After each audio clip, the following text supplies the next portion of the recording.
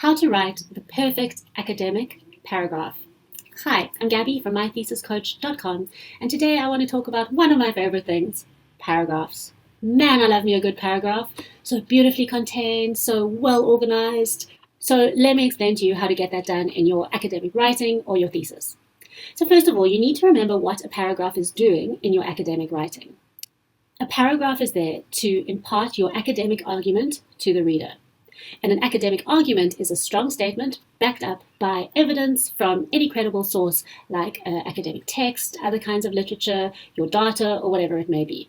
So if you're going to do that, if you're going to make a strong academic argument, so an argument backed up with evidence, you'll never ever, or nearly never ever, have a paragraph that is one sentence or two sentences in your writing.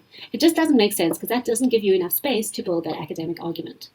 People always ask me, how long should a paragraph be? There's no rule, really. A paragraph needs to be as long as it needs to be to impart that good academic argument to the reader. So that's the first thing to remember. But that being said, let me show you what a good academic paragraph looks like. Now, I actually wrote this one, surprise, surprise, and it's from one of my favorite papers, but I think this really encapsulates what an academic paragraph should look like. So if you want to, press pause now so that you can have a quick read over the paragraph, and then I'll run through the various components of it so that you can replicate it in your own work. Okay, so you will have noticed firstly that this paragraph has a really strong opening sentence. There are many examples of e-portfolios being used in engineering education for different purposes. So that gives us a really strong sense of what the paragraph is going to be about. It is going to be about how e-portfolios are used in engineering education. So we call that a topic sentence in a paragraph, and that is a sentence that tells us what the paragraph will be dealing with. Now you can see here, if you have a look at these brackets, you can see I've pulled in evidence to support that argument that I made in the opening statement. I pulled in evidence from different literature. So there you can see it's from Aguirre and from Sackler and Terns and from Tchaikovsky. But notice what I did to weave those together. I used little transition words. There we had contrastingly, and here we have finally. Those are weaving together those different bits of literature so that I can create that strong argument. So notice that. Here I've got three sources. It might be more, it might be less, depending. But it's enough that I've hopefully convinced you that this is a strong argument that I've built.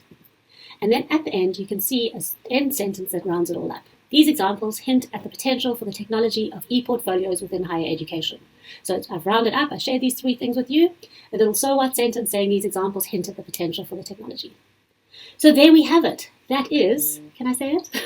I'm going to say it. That is an example of a perfect academic paragraph. What have we seen in it? A strong opening sentence.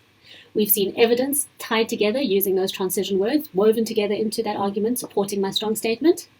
And we've got a sentence at the end, a little so what sentence that tells the reader what the implications are of the content that has been shared here. So I hope that was helpful for you. Go off and write perfect academic paragraphs yourself. Don't forget to subscribe to the channel for more helpful tips and ideas around academic and thesis writing. And I'll definitely see you next time. Bye!